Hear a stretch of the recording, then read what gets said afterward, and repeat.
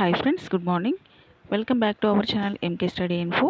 మనము TET and డిఎస్సిలో భాగంగా ఇప్పుడు శిశు వికాసం పెడగాజీ నుంచి కొన్ని మోస్ట్ ఇంపార్టెంట్ బిట్స్ అయితే చూద్దాము ఫ్రెండ్స్. Question number 1. తన వృత్తి యందు సంతృప్తి నొందని ఒక వ్యక్తికి దిగువనీయబడిన మార్గదర్శకత్వం అవసరం. తన వృత్తి యందు సంతృప్తి నొందని వాడికి దిగువనీయబడిన మార్గదర్శకత్వం అనేది అవసరం. వృత్తి సంబంధమైనది, కుటుంబ, విద్య, వ్యక్తిగత. వృత్తి అందు కాబట్టి ఆన్సర్ ఈజ్ ఆప్షన్ 1. వృత్తి సంబంధమైన మార్గదర్శకత్వం అనేది అవసరం. Question number 2. తరగతి గదిలో భయరహిత వాతావరణాన్ని కల్పించే సరియైన ఉపాధ్యాయ నాయకత్వ విధానం. నియంతృత్వ, అధికారయుత, ప్రజాస్వామ్యయుత, లైసేజ్ ఫెయిర్.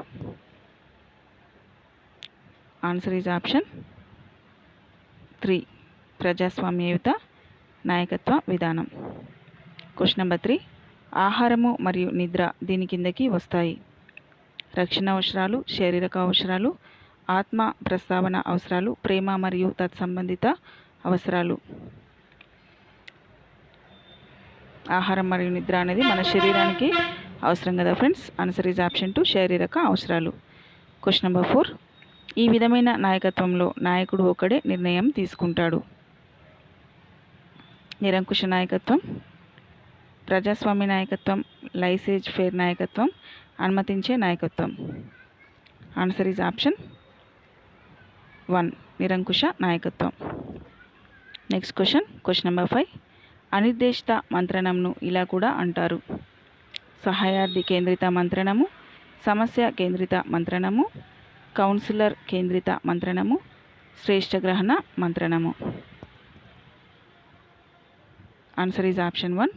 సహాయాద్రి కేంద్రిత మంత్రణము. Question number 6. ఒక 10వ తరగతి విద్యార్థి వార్షిక పరీక్షలో 20% మార్కులు సాధించాడు. అది అతని సామర్థ్యం కంటే తక్కువ. ఇది దీనికి ఉదాహరణ. Answer is option 4. తక్కువ సాధనకు ఉదాహరణ. Question number 7. జాతీయ పాఠ్య ప్రణాళిక చట్టం 2005 ప్రకారం 1-2 తరగతుల్లో ఉండవలసిన మదింపు. ఎలాంటి పరీక్ష లేకుండుట, మౌఖిక పరీక్ష, సరళమైన రాత లేదా మౌఖిక పరీక్ష, సిలబస్ ఆధారంగా. Answer is option 4. సిలబస్ ఆధారంగా. Question number 8. బాలల విద్యా హక్కు చట్టం 2009లోని అంశాలను అమలు చేయుటకు కావలసిన నిధిని సమకూర్చవలసిన బాధ్యత దీనిపై ఉన్నది. కేంద్ర ప్రభుత్వం, రాష్ట్ర ప్రభుత్వం, ఎస్ఎస్ఏ మరియు ఆర్ఎంఎస్ఏ.